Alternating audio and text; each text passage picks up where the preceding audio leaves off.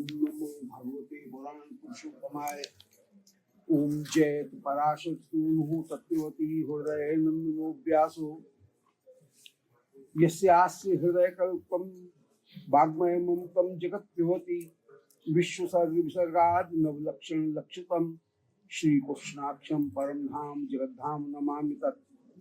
हृदयस्य प्रेरणया प्रवर्तितोऽहं दराबराकुम्पोऽपि तस्य हरेः पदकमलं वन्दे श्री चैतन्यदेवस्य। अज्ञानतिमिरान्धस्य ज्ञानाञ्जनशलाकया चक्षुरुन्मीलितं येन तस्मै श्री गुरुवे नमः। दिव्यवृन्दारण्यकल्पद्रुमाध श्रीमद्रत्नागार रत्नसिंहासनस्थौ श्रीमद्राधा श्रीगोविन्ददेवौ प्रेष्ठाली सेव्यमानौ स्मरामि। नारायणं नमस्कृत्य नरं चैव नरोत्तमं देवीं सरस्वतीं व्यासं ततो जयमुदीरयेत्। वाञ्छाकल्पतरुभ्यश्च कृपा सिन्धुभ्यैव च पतितानां पावनेभ्यो श्री वैष्णवेभ्यो नमो नमः। बोलो श्री वृंदावन बिहारी लाल की जय। परम मंगल श्री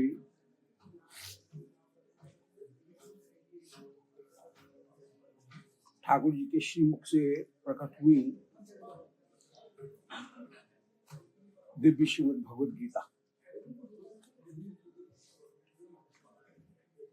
इनमें पूर्व प्रसंग में ये 5वें अध्याय में ज्ञान कर्म संन्यास योग का वर्णन कराए। माने कर्म का संन्यास का ज्ञान की प्राप्ति और ज्ञान का भी संन्यास किया जाए। कर्म के संन्यास का तात्पर्य है कि कर्म का स्वरूपतः त्याग नहीं बल्कि कर्म में साधन बुद्धि का त्याग। तो निष्काम कर्म करने पर चित्त शुद्ध हो जाएगा। चित्त शुद्ध होने पर फिर ज्ञान की उदय की योग्यता आ जाएगी और ज्ञान के द्वारा पुष्ट होकर के भगवत भक्ति सेवा करने का सौभाग्य प्राप्त होगा। तो कर्म ज्ञान और योग, कर्म ज्ञान और भक्ति इनका क्रम है। निष्काम कर्म करने से ज्ञान की प्राप्ति होगी। ज्ञान माने मैं कौन हूँ, जीवात्मा कौन है, परमात्मा कौन है, जगत कौन है और इन तीनों का उपयोग हमको कैसे करना है। मैंने परमात्मा की समाराधना के लिए जगत की जितनी भी दैहिक सामग्री है उनका और देह का श्री भगवत सेवा के लिए विनियोग करना, ये कहीं बुद्धि प्राप्त होगी। तो कर्म जो है ज्ञान के द्वारा मेरा अपना जीव का जो दास्य स्वरूप है वो और भगवान का सेव्य स्वरूप, ये दोनों का बोध हो जाएगा। और ये बोध होकर के अंत में भगवत भक्ति, ये मुख्य लक्ष्य हुआ। तो ब्रह्म सायुज्य लक्ष्य नग्न होकर के कृष्ण माधुर्य का आस्वादन प्राप्त हो, ये जीवन का लक्ष्य हो। सायुज्य में मिश्री बन करके मिश्री का स्वाद नहीं आ सकता है, मिश्री से अलग होकर के मिश्री का स्वाद आएगा। इसलिए भक्ति में ही परम परम स्वाद की प्राप्ति है। ब्रह्म का यदि ब्रह्म भी तो आनंद रूप है, आनंद तो उसमें भी कहीं होगा, परंतु ब्रह्म का जो आनंद प्राप्त होगा वो होगा केवल अंतःकरण के द्वारा, मन बुद्धि चित्त अहंकार, विशेष रूप से चित्त के द्वारा।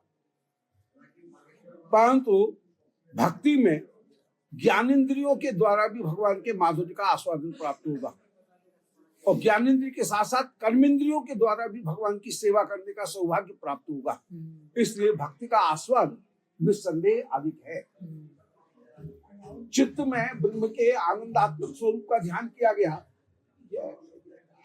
चित्त में भगवान के आनंदात्मक स्वरूप का ध्यान किया गया। वो आनंदात्मक स्वरूप चित्त के द्वारा केवल आस्वाद नहीं होगा, परंतु उसमें विशेष की प्राप्ति नहीं होगी। माने रूप की प्राप्ति नहीं होगी, उसमें गंध की प्राप्ति नहीं होगी, उसमें स्पर्श की प्राप्ति नहीं है, उसमें रस की प्राप्ति नहीं है, उसमें शब्द की प्राप्ति नहीं है। तो जहां चित्त के द्वारा ब्रह्म का अनुभव एक ज्ञानी करता है, योगी करता है, तो वह एक निर्विशेष अनुभव है, एक सामान्य अनुभव है और उसमें विशेष की प्राप्ति नहीं है। जबकि भक्ति का आश्रय ग्रहण करने पर, सेव्य सेवक भाव को रखने पर चित्त के द्वारा आस्वादन की प्राप्ति भी हो रही है, भगवान के नेत्रों के द्वारा रूप का भी दर्शन हो रहा है। ब्रह्म में रूप नहीं है, इसलिए नेत्र में भगवान के माधुर्य का, रूप माधुर्य का प्रकाशन नहीं है। भगवान के शब्द का कान के द्वारा आस्वादन नहीं है, त्वचा के द्वारा उनका स्पर्श का आस्वादन नहीं है। तो भगवान के संपूर्ण जो माधुर्य हैं, शब्द स्पर्श रूप रस गंध, इनका माधुर्य का आस्वादन जहां सेव्य सेवक भाव है वहां पर तो होगा, परंतु ब्रह्म रूप में वह सच्चित आनंद है, स्वरूप आनंद की प्राप्ति तो है, परंतु विशिष्ट आनंद की प्राप्ति नहीं। इसी तरह से जितनी भी कर्मेंद्रियां हैं, माने वाणी के द्वारा उनका गायन नहीं किया जा सकता है, वाणी एक कर्मेंद्रिय है, उसके द्वारा उनका ब्रह्म का गायन नहीं किया जा सकता है। यतो वाचो निवर्तन्ते अप्राप्य मनसा सा, वाणी वहां से लौट आती है, इसलिए कर्मेंद्रिय का भी भगवत सेवा में विनियोग नहीं हो सकता है। इसी प्रकार हाथ चरण इनका भी भगवान की सेवा में प्रयोग नहीं हो सकता है। तो सेव्य सेवक भाव ज्ञान जो है वो जीवात्मा परमात्मा का ज्ञान तो ठीक है, परंतु जीवात्मा परमात्मा का ऐक्य ज्ञान यदि हो जाएगा, सायुज्य ज्ञान प्राप्त हो जाएगा, सायुज्य को प्राप्त करने के लिए ज्ञान की प्राप्ति करेंगे तो भगवान के माधुर्य का पूर्ण आस्वाद प्राप्त नहीं होगा। इसलिए कर्म और ज्ञान इन दो का तो संन्यास है, परंतु भक्ति का संन्यास नहीं है। तो ज्ञान में संन्यास, ज्ञान को भी मुझ में मेरे लिए संन्यास कर दे, मेरी सेवा के लिए ज्ञान का प्रयोग करे, ये तो ठीक है, परंतु भक्ति में निरंतरता बनी रहेगी। इसलिए भक्ति में निरंतरता ये बनी हुई है। अब यहाँ छठे अध्याय में, भगवत गीता के छठे अध्याय में आत्म संयम योग का श्री ठाकुर जी वर्णन कर रहे हैं। माने आत्मा का तात्पर्य है, आत्मा शब्द के बड़े बहुत अर्थ है। आत्मा माने शरीर भी है, इंद्रिय भी है, मन भी है, बुद्धि भी है। इन सब का कैसे संयम करना, माने हमको जितने भी साधन उपलब्ध हैं ईश्वर ने जो दिए हैं, उन सारे साधनों का हम कैसे उपयोग करें, इसका नाम ही है आत्म संयम योग।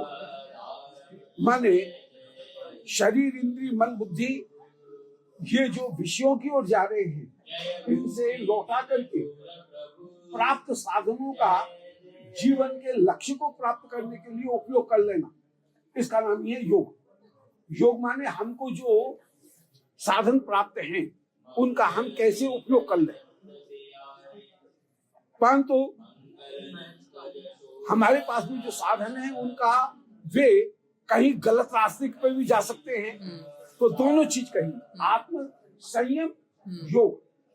तो संयम के द्वारा वो जिस मोटिव के लिए दिए गए हैं, जिस उद्देश्य के लिए दिए गए हैं, उस उद्देश्य के लिए तो उनको लगाना और अन्य उद्देश्य से उनको हटा करके हटाना। तो अन्य उद्देश्यों से हटाना ये हो गया संयम, आत्म संयम। और योग का तात्पर्य है प्राप्त साधनों का दोहन कर लेना भगवत सेवा की। तो आत्म संयम योग इस अध्याय का नाम है। तो आत्मा का तात्पर्य हुआ स्थूल शरीर, इंद्रिय, बुद्धि, मन, ये सब आत्मा में आ गए। और इनका संयम माने ये कहीं गलत रास्ते की ओर जा रहे हो, वहां से तो हटाना और इनका जीवन के परम लक्ष्य के लिए इनका उपयोग कर लेना, ये आत्म संयम योग हुआ। अब यहाँ पर ठाकुर ने एक बात कही, ठाकुर जी ने, कि अनाश्रित कर्म फलम कार्यम कर्म करोति यह स सन्यासी च योगी च न निरग्नि ही न चाक्रिय। कि निष्काम कर्म योगी जो है वो ही वास्तव में सन्यासी है। जो केवल इंद्रियों का संयम कर रहा है उसकी अपेक्षा जो निष्काम कर्म करते हुए अपनी इंद्रियों का सदुपयोग कर रहा है वो श्रेष्ठ योगी है। कि अनाश्रित कर्म फलम, जिसने कर्म के फल को चाहा नहीं है, मन निष्काम कर्म कर रहा है। कार्यम कर्म करोति को, ठाकुर ने जो वर्णाश्रम धर्म को उसको बताया है उन कार्यों को वो कर रहा है, कार्य कर्म को भी कर रहा है। वो ही वास्तव में सन्यासी है। केवल योगी जो निरग्नि अक्रिय होकर के रहा है वो उतना श्रेष्ठ नहीं है। तो यहाँ पर कहना ठाकुर ये चाह रहे हैं कि कर्मयोगी बड़ा है कि एक सन्यासी बड़ा है। ये एक प्रश्न था। तो ठाकुर ने ये उत्तर दिया, ठाकुर जी उत्तर दे रहे हैं कि नहीं, सन्यासी की भी अपेक्षा कर्मयोगी ज्यादा बड़ा है। ये एक निष्कर्ष। अपने कर्म में लगे रहना ये ज्यादा बड़ी बात है। सब कुछ घर द्वार छोड़ करके विरक्त होकर के विराजमान होना वह उतना श्रेष्ठ नहीं है जितना कि योगी। तो सन्यासी की अपेक्षा योगी ज्यादा श्रेष्ठ है। सन्यासी का तात्पर्य है कर्म का संन्यास करने वाला, और योगी का तात्पर्य है कि कर्म तो कर रहा है, कर्म का फल नहीं चाह रहा। कर्म में साधन बुद्धि का त्याग, कर्म में फल बुद्धि का त्याग, फिर भी कर्म कर रहा है और अपने जीवन के लक्ष्य उसको प्राप्त करेगा, कर्म का त्याग नहीं कर रहा है। तो कर्म त्याग करके ब्रह्म साधन करना, इसकी अपेक्षा ठाकुर कह रहे हैं कि कर्म करते हुए ब्रह्म साधन करना वो ज्यादा श्रेष्ठ होकर के दिखाएगा। तो अनाश्रित कर्म फलम, हमारा जो ट्रैक होना चाहिए वो क्या होना चाहिए कि हम कर्म का फल नहीं चाहें। कर्म करेंगे, कर्म का फल नहीं चाहेंगे। वो नहीं कि यदि कर्म का फल दोगे तो कर्म करूंगा, जितना कर्म करूंगा उससे कुछ ज्यादा लूंगा। यदि कर्म का फल नहीं दोगे तो कर्म करना छोड़ दूंगा। ये तामस है, ये तामस है। तो हमको जो वर्णाश्रम धर्म का जो कर्म है वो करना है, परंतु उसका फल हम नहीं चाहेंगे। ये उचित उपाय है, ये एक सही ट्रैक है, सही रास्ता है। तो अनाश्रित कर्म फलम कार्यम, माने हमको जो शास्त्र भेद कार्य है उन शास्त्र भेद कार्य माने कर्तव्य, अपने कर्तव्य का पालन करना है। सन्यासी वो ही वास्तव में श्रेष्ठ सन्यासी है, वही वास्तव में श्रेष्ठ योगी है। न निरग्नि न चाक्रिय। यदि कोई दंड ग्रहण कर ले, संन्यास ग्रहण कर ले, प्रैश शब्द का 3 बार उच्चारण करके अपने हाथ ऊंचे करके ये कहे कि मैंने संन्यास ग्रहण कर लिया है, यदि किसी का मेरे ऊपर ऋण है मैं उसे क्षमा करता हूँ, मुझसे किसी को भयभीत होने की आवश्यकता नहीं है। तो संन्यास ग्रहण करने की जो लिंग संन्यास है, उस लिंग संन्यास को ग्रहण करने की जो पद्धति है उससे ही व्यक्ति को फल की प्राप्ति नहीं होगी।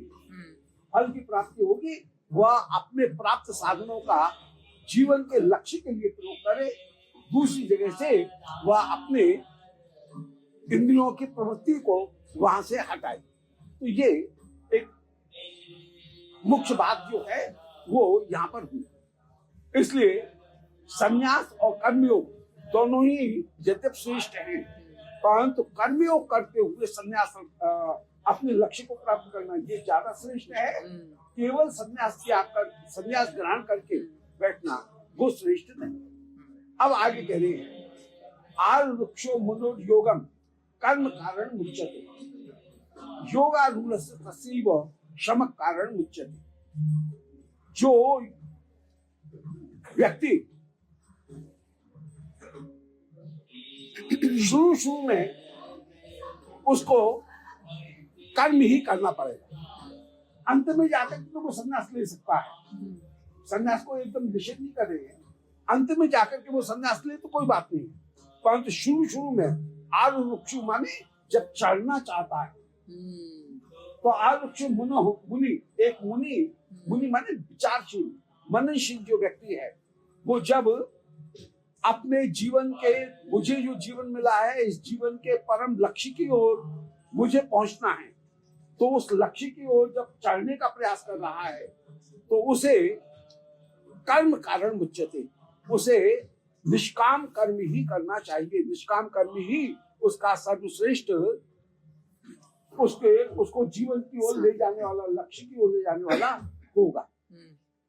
जब योग में आरूढ़ हो गया है तो योगारूढ़ तस्यैव, तब शम कारण मुच्यते, उस समय शम कारण होगा। शम का तात्पर्य शमो मन निष्ठता बुद्धि, श्री कृष्ण में चित्त पूरी तरह से लगा देना, एकाग्र चित्त लगा देना, तब हो। माने शुरू में हम निष्काम कर्म करते हुए कर्म करेंगे, करना चाहिए, और कर्म करके कर्म को भगवान को समर्पित कर देना चाहिए, हैं? चित्त शुद्ध हो गया।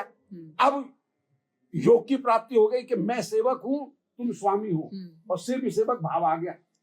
अब जब सेवी सेवक भाव आ गया तब उस समय शम का अर्थ है श्री कृष्ण में बुद्धि का लगना। शमो मन निष्ठता बुद्धि शम की परिभाषा है।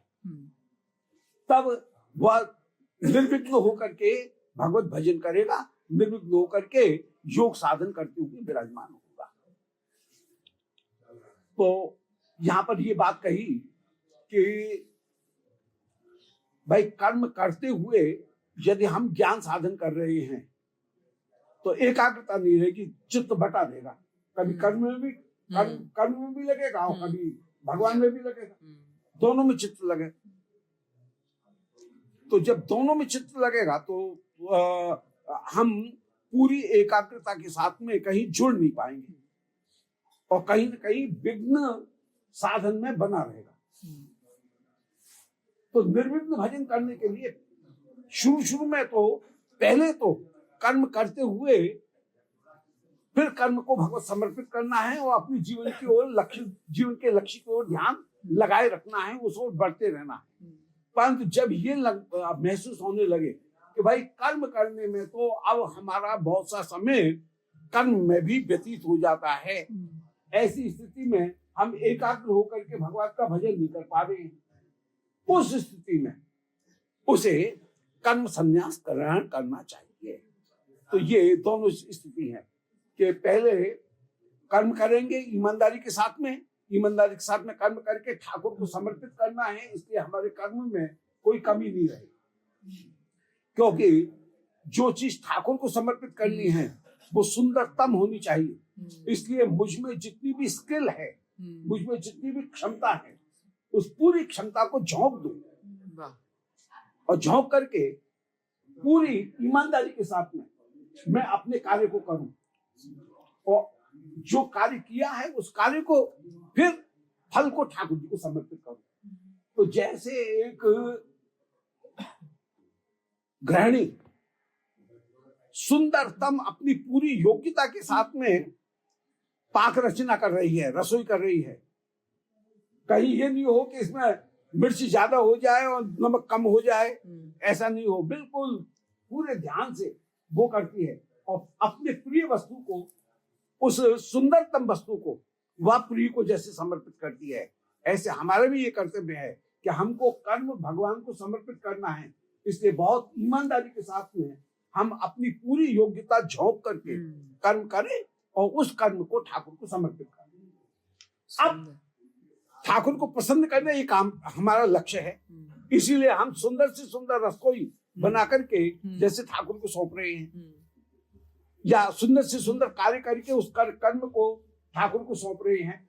उल्टा सीधा नहीं, आधा किया आधा पटका, ऐसा नहीं, पूरी योग्यता के साथ में सुंदर कर्म किया और उसको ठाकुर को सौंपा। परंतु कभी मन में ये आए कि भाई कर्म करने में तो हमारा बहुत सा समय कर्म करने में ही लग जाता है, सारी शक्ति तो क्षीण हो जाती है अपने कार्य को करने में ही।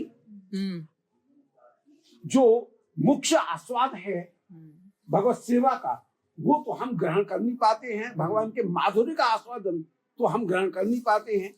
तो ऐसी स्थिति में, क्योंकि निर्विघ्न भजन सकाम कर्म करते हुए नहीं बन रहा है, इसलिए तब एक स्थिति ऐसी आती है कि कुछ समय के बाद में तब व्यक्ति को कहीं DRS ले लेना चाहिए। तब उसको कर्म से मुक्त होकर के अब मैं फुल टाइम एकदम भगवान के लिए मैं समर्पित हूँ। तो पहले तो वो टेम्पररी सब कुछ चल रहा है, और फिर फुल टाइम जो है वो फुल टाइम भगवान के लिए वो समर्पित हो, इसके लिए उसको प्रयास करना चाहिए। तो वो ही ठाकुर जी कह रहे हैं कि आरुक्ष मुनोर योगम, मुनि जहां भगवत भक्ति योग की ओर आगे बढ़ रहा है उस समय कर्म कारण उच्चते। पहले तो कर्म ही कारण है। मन निष्काम पूरी तरह से कर्म करेगा, फल की इच्छा करेगा नहीं, बुद्धि योग रखेगा और बुद्धि योग करके कर्म को ठाकुर को समर्पित कर देगा। परंतु जब उसे ये लगे कि मैं अब फुल टाइम ये नहीं कर पा रहा हूँ और मेरी सारी शक्ति कर्म करने में ही क्षीण हो रही है, सारे साधन भी कर्म करने में क्षीण हो रहे हैं, तब ऐसी स्थिति में ये आने लगे तो योग आरूढ़, जब योग में वो आरूढ़ हो गया तब शम कारण मुच्यते, तब शम ही कारण बनेगा। शम का तात्पर्य शमो मन निष्ठता बुद्धि, ठाकुर में ही बुद्धि को पूरी तरह से लगा देना, ये शम है। तो फिर वो कर्म जो है उन कर्मों से विराग को प्राप्त कर लेगा। यदाहे निंद्यार्थेषु न कर्मसु अनुसज्जते सर्व संकल्प सन्यासी योगारूढ़ तदुच्यते। अब योगारूढ़ किसको कहेंगे कि यदाहे निंद्यार्थेषु, कि उसे इंद्रियों के अर्थों में ज्यादा, इंद्रियों के स्वाद में ज्यादा प्रवृत्ति नहीं रही है और उसको ये लगता है कि अरे ये इंद्रियों का सुख जो मैं भोग रहा हूँ, ये सुख अंत में वृतृष्णा घृणा को ही प्रदान करने वाला है और ये अंत में मुझे ले तो जाने वाला नरक की ओर है। तो इंद्रियों को ही संतर्पण में मैं अब पूरी तरह से नहीं लगूं और इंद्रियों का संतर्पण त्याग करके न कर्म सो अनुसज्जते, अब मैं कर्म में मेरा बहुत सारी शक्ति क्षीण हो रही है, मेरी सारी योग्यताएं कर्म में समाप्त हो रही हैं। ऐसी स्थिति में सर्व संकल्प सन्यासी, वह अन्य जितने भी संकल्प हैं उनका त्याग करके जब लक्ष्य की ओर बढ़ने वाला है, बढ़ने लगता है, तो सर्व संकल्प माने काम कर भी रहा है और अब कर्म में उसकी ये लग रहा है कि कर्म में मेरी शक्ति बहुत ज्यादा क्षीण हो रही है।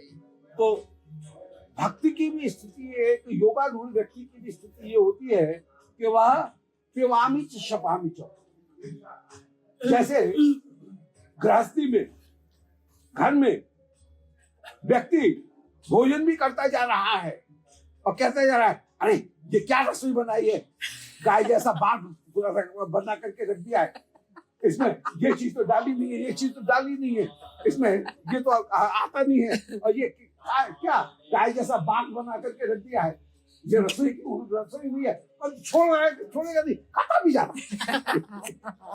तो पिवामी च शपामी च, पीता भी जा रहा है और निंदा भी करता रहा है, तो निंदा में शपामी च। ऐसी स्थिति भी भक्ति की कहीं न कहीं होती है कि संसार छोड़ नहीं सकता है, जो भी कहता है संसार बहुत बुरा है और छोड़ भी नहीं सकता है। तो ऐसा जो व्यक्ति है उसको ठाकुर योगारूढ़ कहते हैं कि वो कहीं एक लक्ष्य की ओर बढ़ना चाह रहा है और लक्ष्य की ओर बढ़ते हुए जब चाह रहा है तो यदाहि निंद्यार्थेषु, उसे इंद्रियों में अब स्वाद भी नहीं है, न कर्म से अनुसज्जते, कर्म में भी अब उसको ये लगता है कि इन कर्म करने में मेरा सारा समय व्यतीत हो जाता है, कहीं अपना भजन तो हो ही नहीं पा रहा है। तो सर्व संकल्प सन्यासी, उस समय संकल्प जो है उन संकल्पों से संन्यास ग्रहण करता है, तब वो योगारूढ़ कहलाता है। और योगारूढ़ जो व्यक्ति है वो योगारूढ़ तस्व श्रम कारण मुच्यते, तब वो फुल टाइम भगवत भक्ति में प्रवृत्त हो जाता है। तो मन को अपने मन के द्वारा ही वह संसार कूप से जीवात्मा को निकालता है और आत्मदर्शन करने का प्रयास करता है। ये कहने का मतलब हुआ। अब उसके लिए वो अष्टांग जो योग है वो योग का वर्णन कर रहा है। अब संयम कैसे करे उसके लिए वो मान ये जो स्थिति हुई आधी अधूरी के शपामी छपेवामी च निन्नामी छपेवामी च की स्थिति भी है। तो ऐसी स्थिति में अब योगारूढ़ जो व्यक्ति है उसको वो विवेक धारण करके अष्टांग जो योग हैं उन अष्टांग योगों को कहीं प्राप्त करेगा।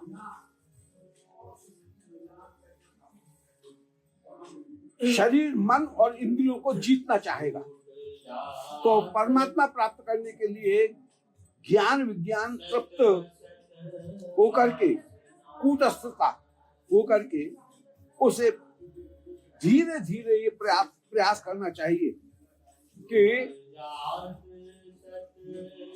ज्ञान विज्ञान से तो वो तृप्त हो, जो चीज मेरे लिए परम हितकारी है उनमें तो मैं लगूं और दूसरी जो वस्तुएं हितकारी नहीं है उनमें से वह हटे, अर्थात कूटस्थ जो स्थिति है उसको प्राप्त करे।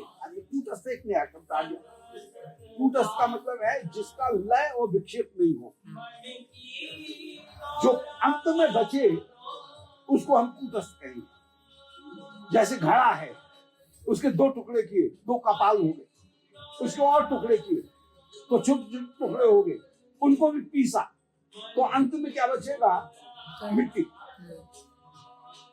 तो जिसको आगे नहीं कूटा जा सके उस स्थिति का नाम है कूटस्थ।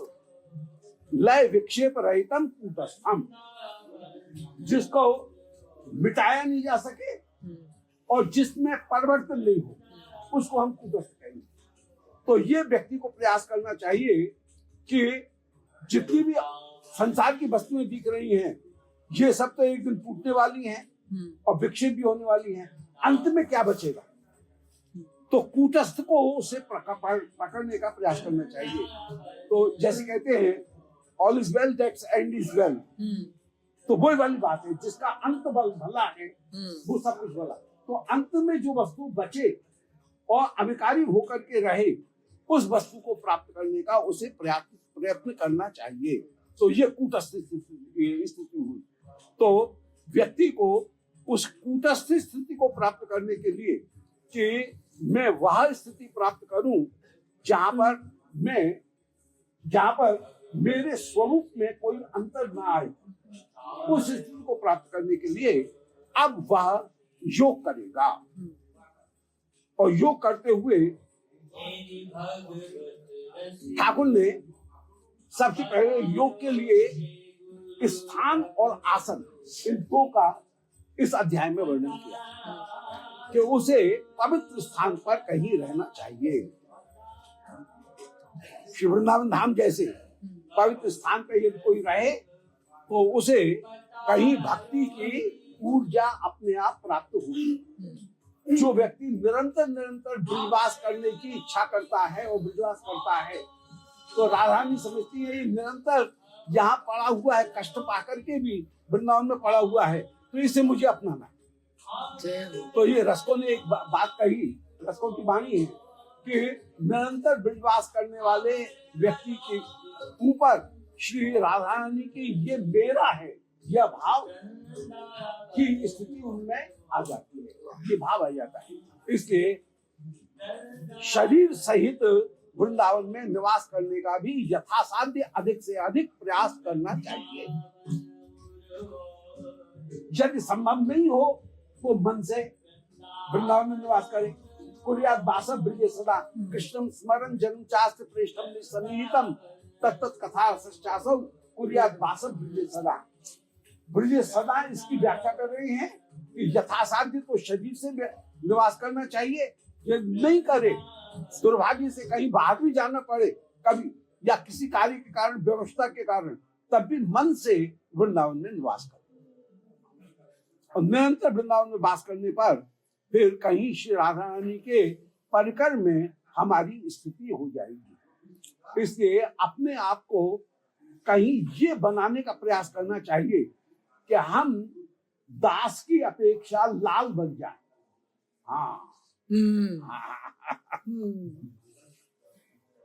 दास तो सदा ही है माँ को, इसलिए क्योंकि माँ बच्चों का स्मरण। जैसे दास, यही बात।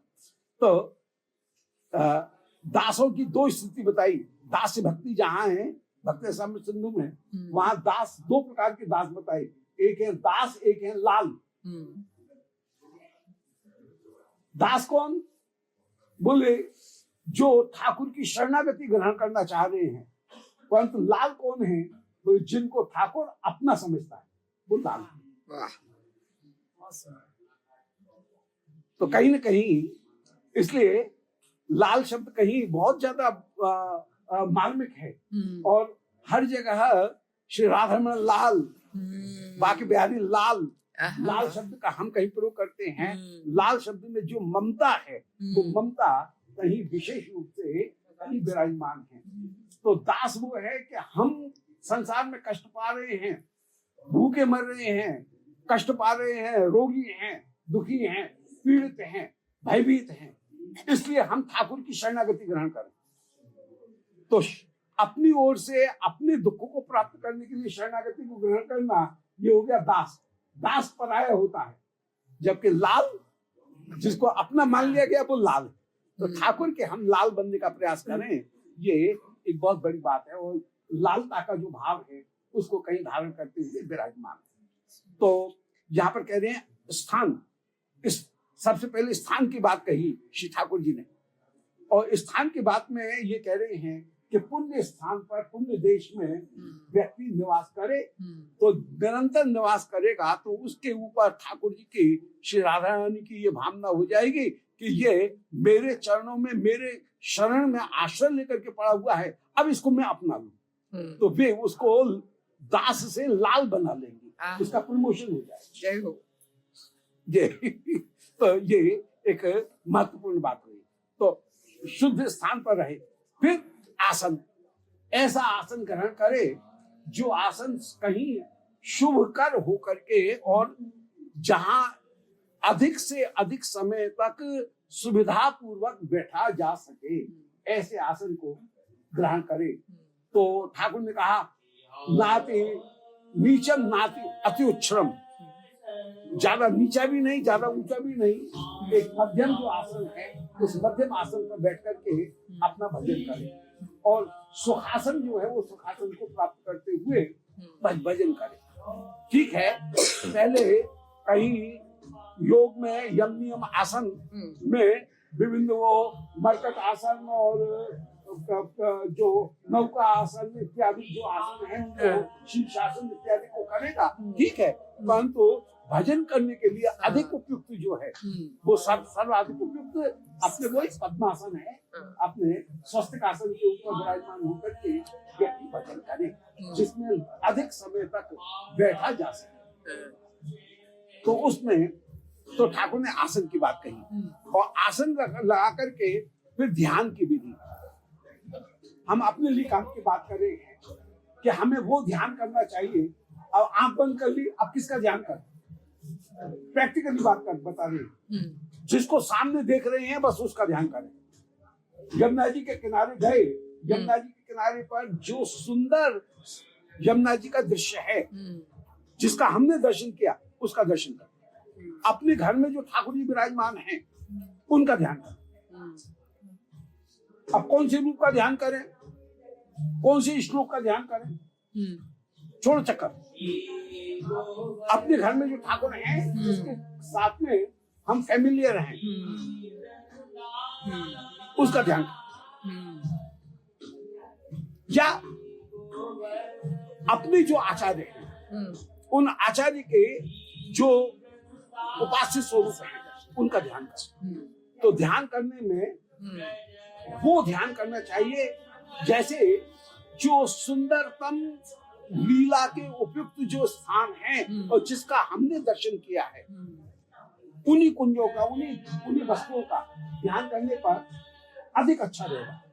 भैया ये कि काल्पनिक जो वस्तुएं हैं या कहीं वर्णन की गई उनका ध्यान करें, उनकी अपेक्षा जिनका हम नित्य से वो ध्यान में जल्दी आएंगे और वहां पर एकाग्रता भी जल्दी हो पाएगी। इसलिए अपने जो उपास्य स्वरूप हैं, उन अपने उपास्य स्वरूप का विशेष रूप से ध्यान करते हुए साधक विराजमान है। वो सब बहुत ज्यादा काम की बात नहीं है कि 4:30 बजे पर अमुक कुंडला का दर्शन करना और फिर सेवा कुंज में दौड़ना और फिर जो रासमंडल है वहां की आरती करना और फिर बिहार जी की आरती करना और फिर यहाँ का संध्या आरती करना और फिर वहां का बस दौड़ी दौड़ कर देखे, यहाँ से झांके भर, फिर वहां भर दौड़े, फिर वहां दौड़े, फिर वहां। ठीक है, मैंने शुरू में ऐसा किया, ठीक है, पर एक जगह जो जिसके साथ में हम फैमिलियर हैं, जिसका निरंतर हम दर्शन करते हैं या जिसके साथ में हम अपने मन को ज्यादा मिला सकते हैं, उसका ध्यान करते हुए विराजमान। और ध्यान के साथ साथ मंत्र जब भी करें नहीं हो तो ठाकुर ये उसमें एक सरल उपाय जो है वो ये है कि अपने इष्ट के स्वरूप की छवि को सामने रख करके, चित्रपट को सामने रख करके उसको देखते हुए फिर नाम जप करें और रूप का ध्यान करते हुए विराजमान। सबसे पहले रूप का ध्यान करते हुए शुरू में ऐसा होगा कि जब करेंगे तो ध्यान करते समय कभी माला रुक जाएगी, माला करेंगे तो ध्यान रुक जाएगा, पर बाद में ऐसा होगा कि दोनों साइमल्टेनियसली दोनों साथ साथ चलते हैं, एक साथ चलते रहेंगे, एक साथ भी दोनों के दोनों चलते रहेंगे। माने नाम अभ्यास के कारण चलता रहेगा और चित्त जो है वह रूप का ध्यान करते हुए भी चलता रहेगा, तो दोनों स्थिति भी होंगी। तो ठाकुर यहाँ पर अष्टांग योग का वर्णन कर रही है।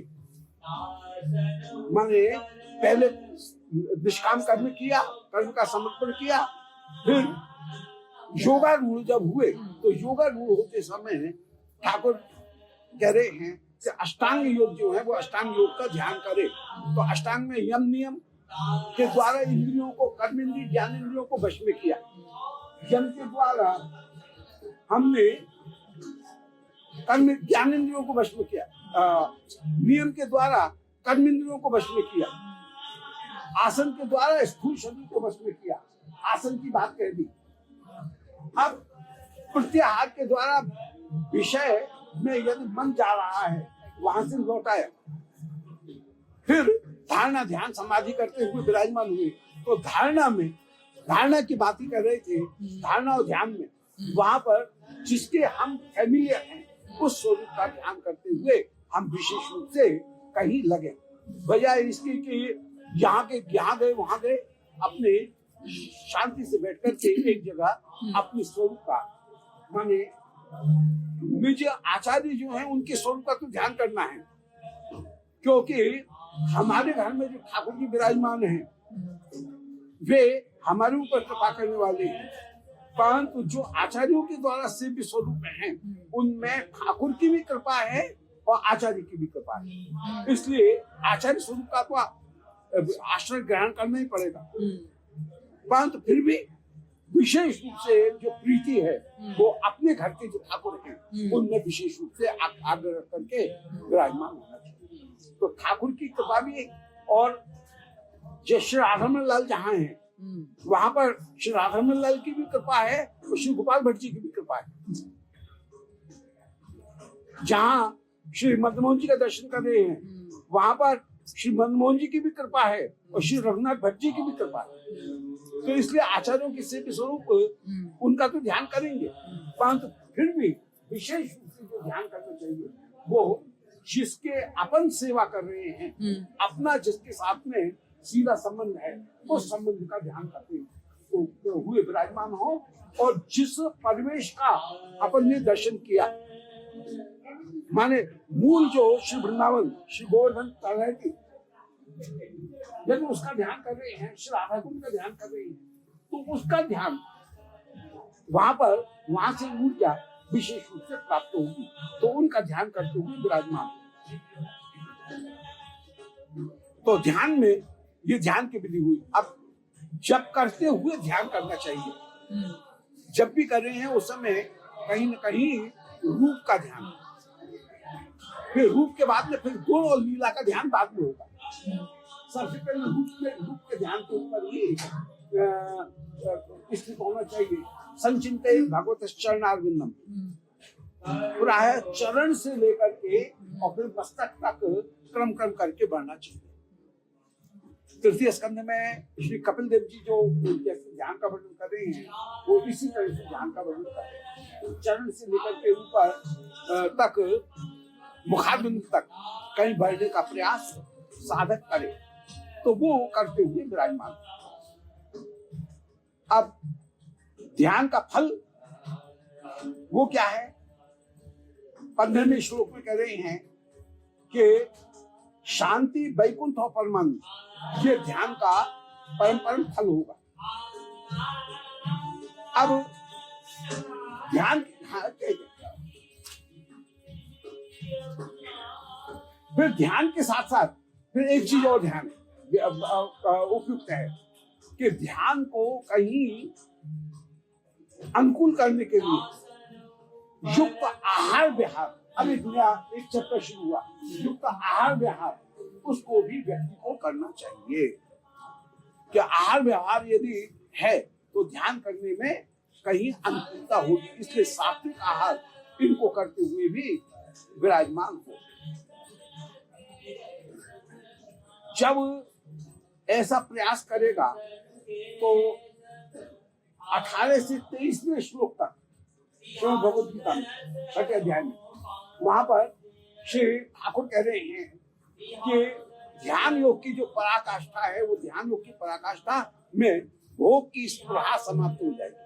तो धीरे धीरे भक्ति भोग की स्पृहा को समाप्त कर देगा और उसे कहीं एकाग्रता की प्राप्ति हो जाएगी। उसके लिए फिर उन्होंने कहा कि जैसे दीपक स्थिर बत्ती जल रही है, इस तरह से चित्र लगाते हुए विराजमान वो माने एक समाधि की स्थिति कहीं कर प्राप्त हो।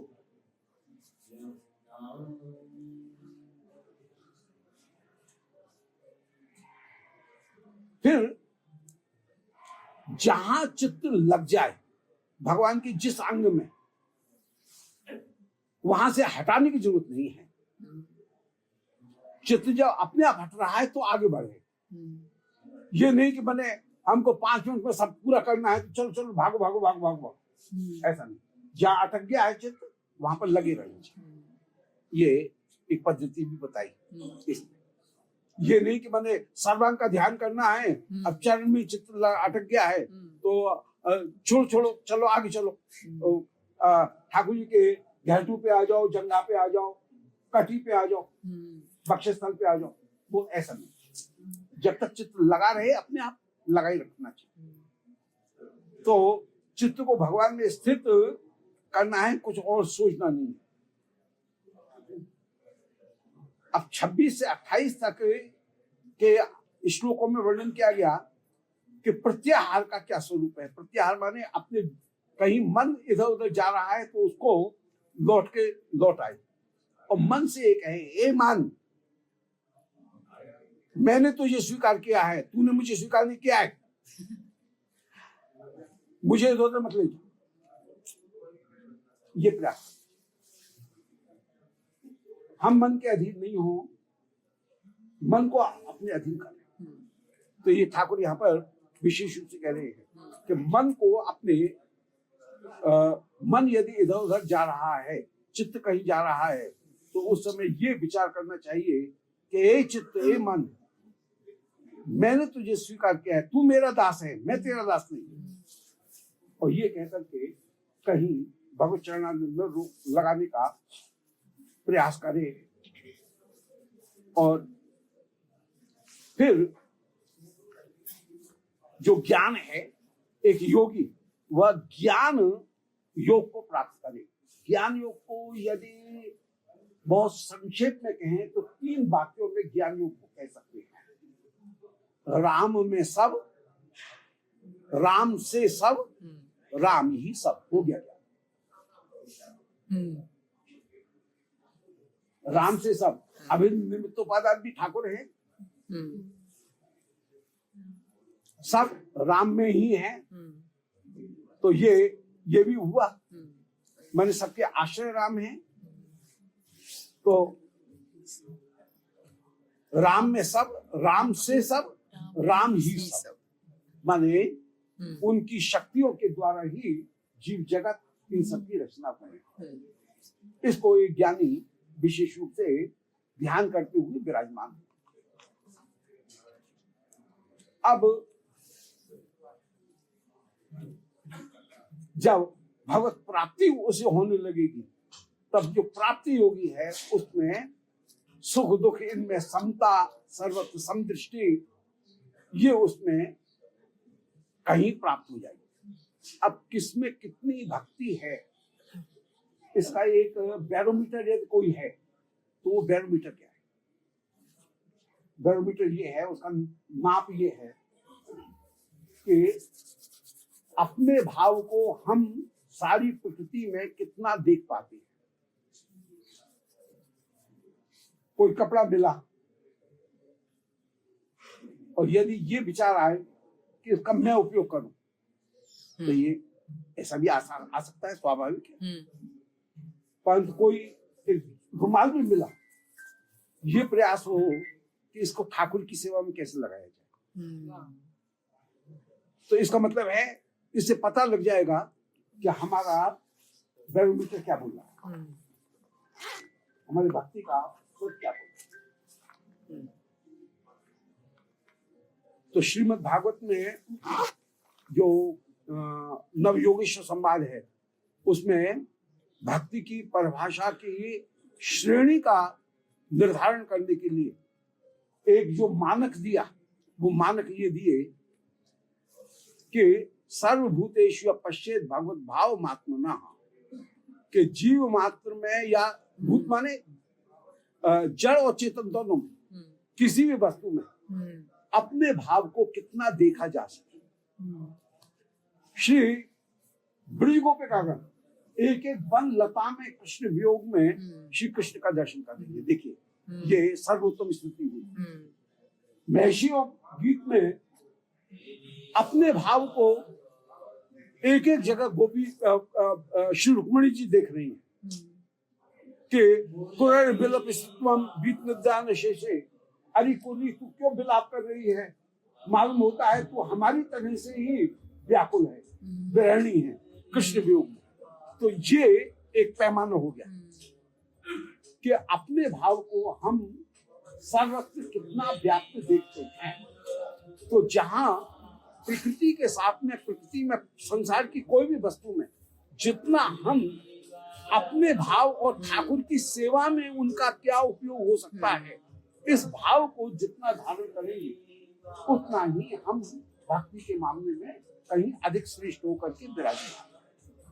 तो ये ठाकुर ने यहाँ पर 31 से 32 दोनों श्लोकों में ये कहा कि जो परमात्मा प्राप्ति योगी है उसका लक्षण ये है कि वह भगवत संबंध का सभी वस्तुओं में दर्शन करता है। अब ठाकुर ने कहा कि अर्जुन ने प्रश्न किया, भाई वैराग्य होना बड़ा कठिन है, वैराग्य कैसे उत्पन्न हो? तो ठाकुर ने फिर वहां पर उत्तर दिया कि अभ्यास करने से, ये विचार करने से कि जो वस्तु हैं, संसार के जो सुख हैं, ये सुख विनाशील भी हैं और ये परिणाम में कहीं ये दुखदायी भी। दो चीज का विचार जरूर करना चाहिए। घर द्वार संपत्ति जो कुछ भी है, ये क्या स्थायी है, ये विचार करते हुए तो दो चीज का विचार करेगा कि क्या ये परिणाम में सुखदायी है, क्या ये स्थायी है। दो चीज का ये विचार किया जाए। तो वैराग्य उत्पन्न हो। वैराग्य कैसे उत्पन्न हो? वैराग्य उत्पन्न करने के तरीके दो मार्ग बताए, असारता का दर्शन और विनाशीलता का दर्शन, इसे वैराग्य उत्पन्न। इसलिए ये सब विचार करते हुए अंत में भगवत भक्ति में ही अपने आप को केंद्रित करना चाहिए, ये ठाकुर ने यहाँ पर। इसलिए प्रेमी भक्ति ही सर्वश्रेष्ठ है।